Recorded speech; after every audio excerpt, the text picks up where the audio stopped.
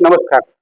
आदर्श live आणि mirror Maharashtra संयुक्त विद्यमानं घेतलेल्या या मुलाखतीमध्ये आपलं स्वागत आहे. तळोजा परिसर तसं पाहिलं तर नव्याने विकसित होणाऱ्या सिडकोने डेव्हलप केलेल्या पनवेल महानगरपालिकेच्या अंतर्गत असलेल्या अशा विविध गोष्टींनी विकसित होत चालला आहे. उद्याने, गार्डन, विविध क्षेत्रातली मान्यवर मंडळी इथे राहायला येत आहेत. अशा परिस्थितीमध्ये या तळोजा परिसराचा शैक्षणिक विकास व्हावा, इथले जे नागरिक आहेत, तिथले स्थानिक नागरिक असतील, तिथले कॉलनीतले राहणारे नागरिक असतील, त्यांच्या मुलांना उच्चस्तरीय शिक्षण इथेच जवळ उपलब्ध व्हावं अशी मागणी गेले कित्येक वर्षापासून आहे. ज्या वेळेला हा एरिया अंडर डेव्हलपमेंट होता, अशा परिस्थितीत एक नेता, एक माणूस जो सतत संघर्ष करतो इथली शैक्षणिक परिस्थिती सुधारवण्यासाठी विविध प्रकारचे उपक्रम, विविध प्रकारचे व्यावसायिक उपक्रम विद्यार्थ्यांना इम्प्लिमेंटेशन व्हावे आणि यातून एक समाजकार्य व्हावं अशा दृष्टिकोनातून पावलं उचलत असताना यशस्वी वाटचाल लिकडे चालणारे सन्मान्य बबनदादा आपल्या सोबत आहेत. आपलं स्वागत आहे आमच्या चॅनलवर.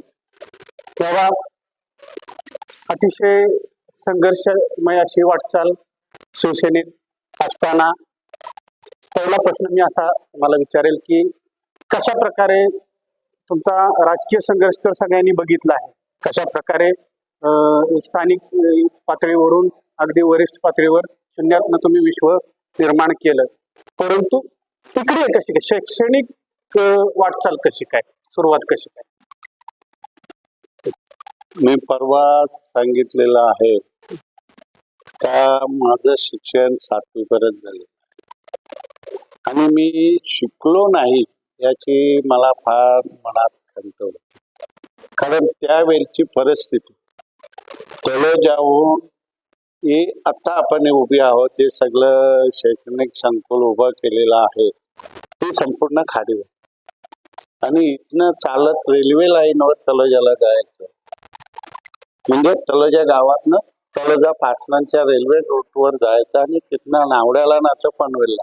एसटी नव्हती, बस नव्हती, काही रिक्षा नाही, कसलंही साधन नाही. बैलगाडी तेवढी हे चालायची आणि अशा परिस्थितीमध्ये मी शिक्षण घेऊ शकलो नाही. रोज रेल्वे चालत जाणं, पावसाला त्यावेळेला फार मोठा पाऊस असायचा, वादळ असायचा, घरी कसं यायचं कसं जायचं हे सगळ्या घरच्यांना पण माझ्या नाही, इथल्या सर्व परिसरातील आई वडिलांना मुलांची असायची.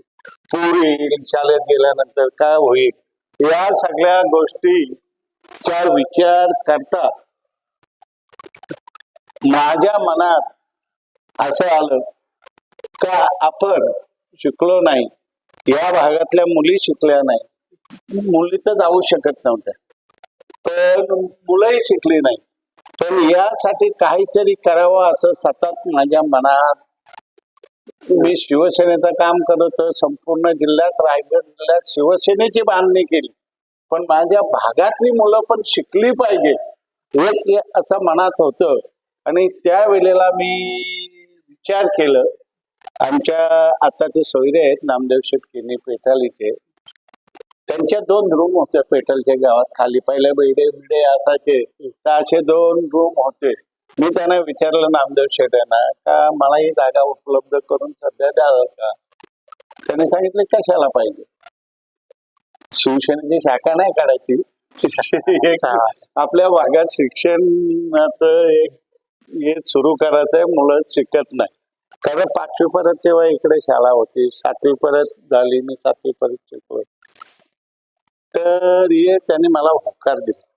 मला होकार दिल्यानंतर मी शिवसेना प्रमुखांना विचारलं, साहेब मी शाळा काढतो. साहेब माझ्याकडे बघितलं, काय बाबा तू आणि शाळा, अरे तू भांडण करतो. मला भांडणं करतो साहेब, समाजासाठी आपण दिलेला जो शिक्षण आहे, जो ऐकेल नसेल त्याला लोकांना नोकऱ्या लावणं, काही करणं, आपल्या मराठी माणसाला न्याय देण्यासाठी तेवढा शिवसेना दाखवायलाच लागतो. मग ठीक आहे, चांगला विचार आहे तुझा, माझा आशीर्वाद तुला. पण शिक्षण आता कसं झालेलं आहे तुला माहित नाही, पैशाशिवाय शिक्षण दिलं जात नाही, घेतलं जात नाही. आणि तेच माझ्या मनात होतं, मी सुरू केली. आज 27 वर्ष झाली. 10वी परत गोर गरिबांना शिकव असा साहेबांचा शब्द होता. 10वी परत आजपर्यंत मी फुकट शिक्षण देतो. रायगड जिल्ह्यात कोण शिक्षण देतो हे मला माहित नाही, तुम्ही पत्रकार आहेत. फुकट 10वी पर्यंत 1 पैसा फी न घेता, स्वतःची जागा, पहिला जागा होती ग्रामपंचायत, पण शासनाकडून कलेक्टर कडून उद्धव साहेबांना सांगून ते रितसर त्या जागेचे पैसे भरून त्यावर बिल्डिंग आता बांधली आहे. आणि फुकट शिक्षण देतो. शिक्षकांना पण मी पगार माझ्या देत होता, आता थोडी ग्रँड त्यांना शासन शिक्षकांना देतो. जो साहेबांचा शब्द होता गोर गरिबांना शिकव, तो तंत पाळण्याचा मी प्रयत्न करतो. त्यानंतर थोडं शिकू लागेल आणि पहिला रिझल्ट 100% आला ग्रामीण भागातला ना. आज परत तो टिकून आहे, 100% रिझल्ट येतो. मग मनात आलं लहान मुलांना इंग्लिश शिकता यावं, वाचता यावं. ते पनवेलला कुठे जाणार, मग तिथे सकाळच्या वेळेत इंग्लिश मीडियम सुरुवात केली आणि मासाहेब मीनाताई ठाकरे त्याला नाव दिले.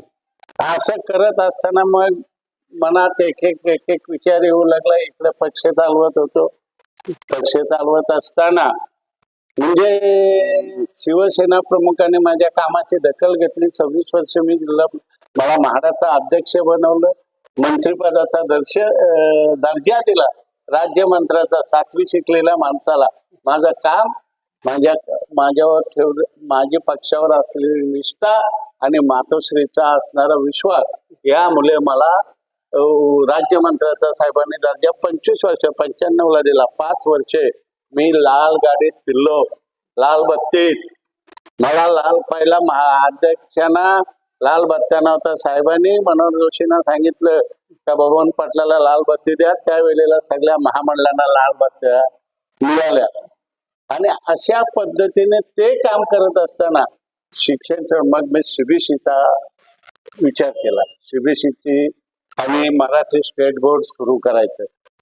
आता सीबीएसईची परवानगी केंद्रातून. मग साहेबांना सांगितलं, अरे गीते आहे ना आपलं तिकडे, जा त्याच्याकडे. आणि गीते साहेबांनी सीबीएसईची परवानगी दिली, याची स्टेट बोर्डची परवानगी मिळाली. त्यानंतर ज्युनियर कॉलेज सुरू केला, सिनियरचा कॉलेज चालू केला, त्यानंतर मराठीचे चालू केलं. आणि त्यानंतर असं डोक्यात आलं का काहीतरी वेगळं करावं, म्हणून बी फार्मा सुरू केला. मग विचार मी केलं बाळासाहेबांचे ठाकरे साहेबांच्या नावाने लॉ कॉलेज काढायचं. मी शिकलो नाही, मला शिवसेनेत असताना फार केसेस होत होत्या, फार वकिलांना भेटायला फेऱ्या मारायला, मला आपणच का ना वकील बनवायचं. आणि मी लॉ कॉलेज काढण्याचा ठरवलं. आणि उद्धव साहेब बोलतात लॉ कॉलेज. आणि रायगड जिल्ह्यामध्ये याड निघाली होती. एक तटकरे साहेब, मी अर्ज भरला होता आणि एक मी अर्ज भरला होता. आणि रायगड जिल्ह्यामध्ये एकच लॉ कॉलेज द्यायचं. आता तटकरे साहेब त्यावेळेचा प्रश्न, साबळेंची ती शाळा होती. आता चांगला काय प्रयत्न केले, आपल्या फेऱ्या मारल्या, पेपर सगळं ओके केलं. मातोश्रीचा उद्धव साहेबांचा फोन गेला आणि बाळासाहेब ठाकरे लॉ कॉलेजला लॉ झालं, BLS झालं, आता LLM पण आपण काढला. एवढं काढून आता साहेबांच्या नावाची एक अध्यापनाची इच्छा आहे आणि ती पूर्ण होईल असा शिवसेना प्रमुखाचा आशीर्वाद आहे. मातोश्रींचा बाळासाहेब ठाकरे विद्यापीठ असं स्वप्न तुम्ही मनात ठेवलं. आता याच्या पलीकडे, कारण माझ्याकडे सगळं आहे. आता जे पाहिजे, जेवढे कॉलेज, जी परिस्थिती पाहिजे ती माझ्याकडे आहे. माझ्याकडे 10 प्रिन्सिपल PhD झालेले आहेत. डी फार्माचा, बी फार्माचा, लॉचा, CBC सगळे प्रिन्सिपल आहेत ते PhD झालेले डॉक्टर आहेत. आणि त्या वांगाने हे सगळं मी माझा प्रस्ताव मी आता टाकलेला नाही, टाकणार आहे. आणि ही कॉलेज प्लॉट मिळताना लोकांना काय वाटलं, बघून पडल्याने प्लॉट हडप केला का सरकारचा, आणि सिडकोचा प्लॉट हडप केला का. हा प्लॉट ज्या वेळेला निघाला त्या वेळेला मी टेंडर भरला आणला. टेंडर आणल्यानंतर रामशेठ ठाकूरने पण या प्लॉटचा टेंडर आणला होता. मग रामशेठ का बरं आपल्याला सगळ्या गोष्टीने ऐकणार नाही. आणि बाळासाहेब ठाकरे लॉ कॉलेज या जागेवर बनवावा तुमचं नवीन एक माझं स्वप्न होतं, आणि साहेबांच्या नावासारखी इमारत व्हावी. मग महेंद्र घरात माझे मित्र आहे काँग्रेसचे अध्यक्ष, त्यांना सांगितलं आता रामशेठने पण टेंडर नेलं, आम्ही जाऊन रामशेठला नवीन पनवेल ज्या वेळेला भेटलो. शेठना सांगितलं, शेठ मला बाळासाहेब ठाकरे लॉस आहे, तुम्ही काय टेंडर टाकू नका. तर बोलतो मी विचार करू. पण रामशेठने मला उत्तर दिलं का आम्ही काय भरणार नाही. पण मी टेंडर भरला तर मी एकटाच, एक सिंगल टेंडर असल्या शिडकोनी तो रिकॉल केला. तिथे पण काय दादागिरी वापरून बघून देत ना, मी प्रेमाने केलं. दुसरा काढला दुसऱ्या वेळेला, तो पण रिकॉल केला. पण शेवटी आपली मातोश्री जिंदाबाद आशीर्वाद भेटला. मातोश्रीने फोन केला बाबा 2 वेळेला रितसर कागदपत्र आहेत, पैसे भरले, FD भरले, सगळे भरले, अद्याप विलंब का होतो. मग साहेबांनी सांगितलं, आणि साहेबांच्या नाईक आणि नागरिकर यांनी शिडकोला सांगितलं, अडचण काय असेल तर देऊ नका, अडचण नसेल तर द्या. रितसर सगळं होतं, त्यामुळे ही जागा मला टेंडर मिळाला. मी काय जागा हडप केलेली नाही. आमचेच लोक बॉम्बमारे ठेवतात ही जागा कुठून मिळाली, काय केली. रितसर शिडकोचा टेंडर झालाय. नंतर त्याचे जे पैसे नियमानुसार होते ते पैसे भरले आणि मला CC मिळाले ना. मी सगळे मला विचारतात की 16 महिन्यात ही बिल्डिंग तयार कशी केली. तू ना बिल्डर ना तू कॉन्ट्रॅक्टर, कशी केली. पण माझ्या मुलांची मेहनत, रात्रंदिवस इथे थांबले. जो गणेश दिनेश जे आला कामगार, तो इथनं काम होईपर्यंत परत गेला नाही. कारण आता माणूस गेला का मग नवीन माणसं येणार, त्यांना काम सांगणं. त्यामुळे मी ही इमारत सगळे मोठे, मला अशोक छाछेडने विचारलं, आरंतवाल्यांनी, मनीष भटे, कारण त्यांचा जाण्याचा रस्ता हाच आहे. इकडे त्यांचे मोठे मोठे प्रोजेक्ट चालू आहेत. शर्मा आहेत आमचे इथे, दादा कसं काय एवढं केलं. मला रात्रंदिवस मेहनत केली, कोणाकडून एक पैसा मागितला नाही. फक्त पैशाची अडचण आली, शेवटी बँकेचा जयंत पाटीलने मला सहाय्य केलं. मी इमारत उभं केली आणि मला आज त्याचा पूर्ण आनंद होतो. याचं उद्घाटन करायला मातोश्रीवरून उद्धव साहेब ठाकरे. मी आदित्य साहेबांना पण विनंती केलेली आहे, पण राजकारण काय होतं माहित नाही. वहिनी नाही सांगितलं, त्याच्याच तुम्ही माझ्या उद्घाटनला या. आणि उद्धव साहेबांनी येण्याचं कबूल केलंय. म्हणजे आणखी माझी हिंमत मातोश्रीने वाढवलेली आहे. आणि याच यांनी सांगतो का मी बाळासाहेब ठाकरे विद्यापीठ करेल, अशी माझी मनातली पूर्ण इच्छा आहे. तुम्ही उल्लेख करत असताना आता म्हणजे जेवढ्या अभिमानानं सांगितलं की उद्धव साहेबांच्या हस्ते यांचं उद्घाटन होतंय. मी अनेक तुमच्या मुलाखती घेतल्या, त्यावेळी सुद्धा खासगीमध्ये तुम्ही सांगितलं की हे जे प्रसाद बांधेल त्याचं उद्घाटन उद्धव साहेबांच्याच हस्ते होईल. हा अट्टास कशासाठी आणि तशी या शिवसेना प्रमुखांनी बबनदादा नाव महाराष्ट्राला दाखवलं. माझा एवढा संबंध मातोश्रीशी होता का सगळ्या महाराष्ट्राला माहिती आहे. आणि एवढ्या वर्षे संबंध मातोश्रीशी टिकून राहणं हे काय खायचं काम नाही. मातोश्रीचा विश्वास, मी केलेली मेहनत, माझी असलेली पक्षावर निष्ठा, माझी असल्यावर त्यांच्यावर निष्ठा, या निष्ठेमुळे आज परत मला मातोश्रीचे दरवाजे, कधीच साहेब गेले तरी मातोश्रीचे दरवाजे बंद झालेले नाहीत. मी कधी मातोश्रीवर जाऊ येतो. मला जेवायला पाहिजे सगळं जेवायला वहिनी, रेशमी वहिनी देतात. म्हणजे मलाच ना जे वहिनीसारख्या काम आता रेशमी वहिनी करतात, त्यांची जागा त्यांनी घेतलेली आहे. शिवसैनिक समजा उद्धव साहेब भेटला नाही, आज वहिनी भेटतात, महिलांना भेटतात. अशा प्रकारे तुम्हाला माहिती आहे, वेगळा प्रसंग आला होता. या प्रसंगामध्येही मातोश्री साहेबांची आज ताटमानेने उभी आहे. झालेत आमच्यात वाद झालेत. मला एकनाथ शिंदेनी साहेबांनी मदत केली. या कॉलेजला बाळासाहेबांचं नाव असल्यामुळे मला, मी ते तिकडे गेले असताना मैदानाला जागा मागितली होती, हाती सही करून दिली. त्या मैदानाने ते एमडी होते मुखर्जी, त्याला मैदान देऊन टाक बाळासाहेब कॉलेज, बाजूला मैदान पण दिलं. असं म्हणजे साहेबांच्या नावासाठी सगळ्यांनी याला सहकार्य केलेलं आहे.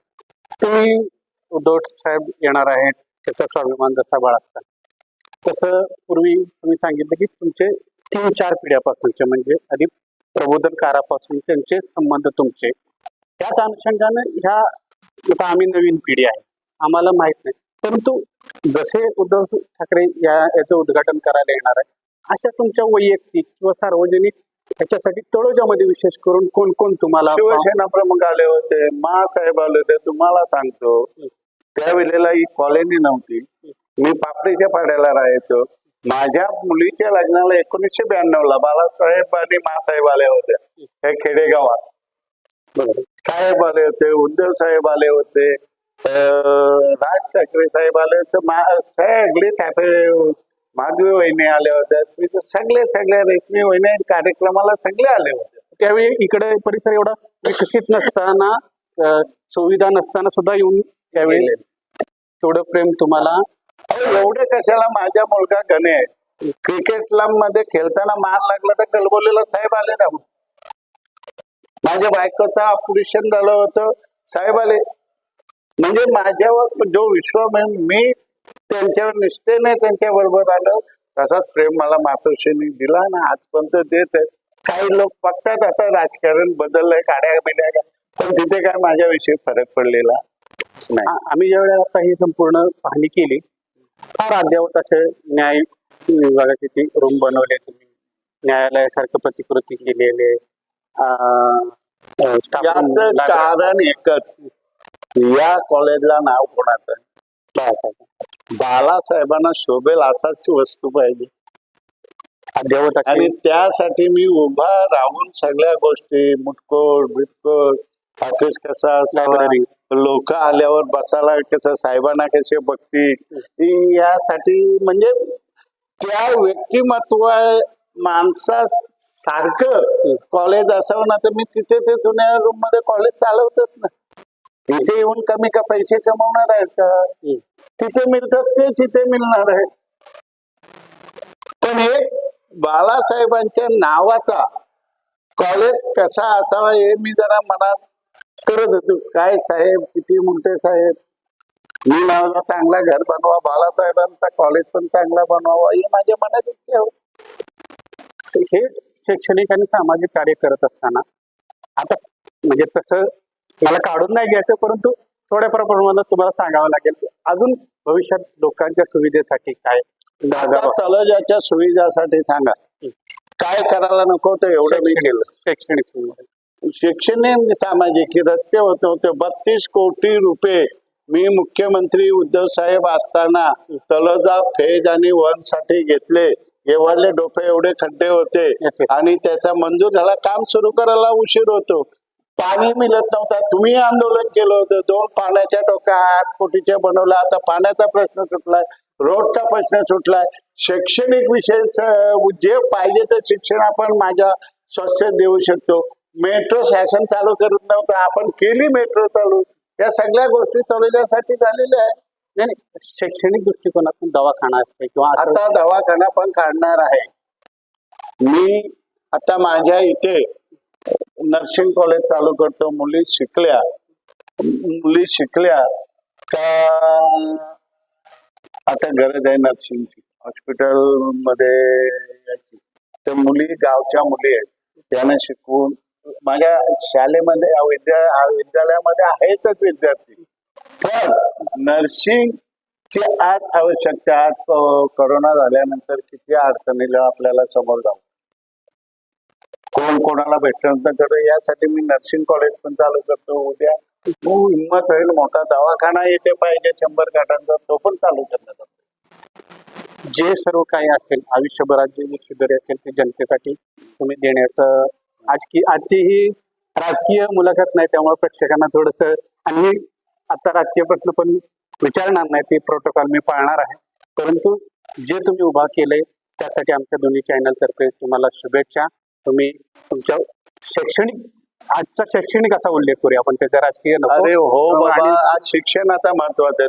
तुम्हाला माहित आहे मी दुपारी जेवण पण मोफत देतो, 10वी परत फुकट शिक्षण देतो. जे मी चांगलं काम समाजाचे आहे ते करतो. पहिला भाव माझ्या भागातल्या होतील, मग बाहेर आता मेट्रो आले, मुंबईपासून पोरं इकडे येतील, मेट्रो आपल्या दारातच आली. ओके. उत्तरोत्तर तुमच्या शैक्षणिक कार्याला शुभेच्छा द्यावं असंच जय लोकांचं हिंद, सर्व. जय महाराष्ट्र. 24 तारखेला आपण ते लोक बोलायला लागले की एवढा संबंध बघून मानसपुत्र कोणाला बोलतात, मी नाही सांगितलं चाललंय ना. कोण थांबा म्हणा. जसं त्याने प्रेम केलं माझ्या सुख दुःखात, साहेब काय झालं तर यायला लागले तर त्याला लोकच बोलायला लागले. मी कारण प्रत्येक दुःखात किंवा सुखात, लग्न झाली 4 मुलांची, हॉस्पिटलला मुलगा गेला, बायको गेली, ठेवली, तर साहेब आले. त्यामुळे लोकांनी मला ते मी नाही स्वतः बोललो, मी मानत पुत्र आहे, लोकांनी ठरवलं. आपल्या शाळेमार्फत अनेक विद्यार्थी अहो झाले, मी काय सांगतो, मी आता पनवेल कोर्टात गेलो होतो, मला एक वॉरंट निघाला होता. महापालिकेमध्ये आचारसंहितेची केस होती गेल्या आठवड्यात. तिकडे पाहतो तो माझे 9-10 स्टुडंट वकील होऊन तिथे गेलेले, जवळजवळ 1500 पोरं वकील होऊन इथे गेले ना. आता 500ची बॅच चालू. शाळेच्या ओपनिंग मार्फत विद्यार्थ्यांना भावी वाटलेलं मुलांनी यावं. मी मुलांची एकदम फी घेत नाही, तरी ऍडमिशन द्यायला पैसे द्या आणि वरून शिकत कुठे जॉब करत पे करा, अशा सगळ्या सवलती मी त्यांना दिलेल्या आहेत. बाळासाहेबांचं नाव बघून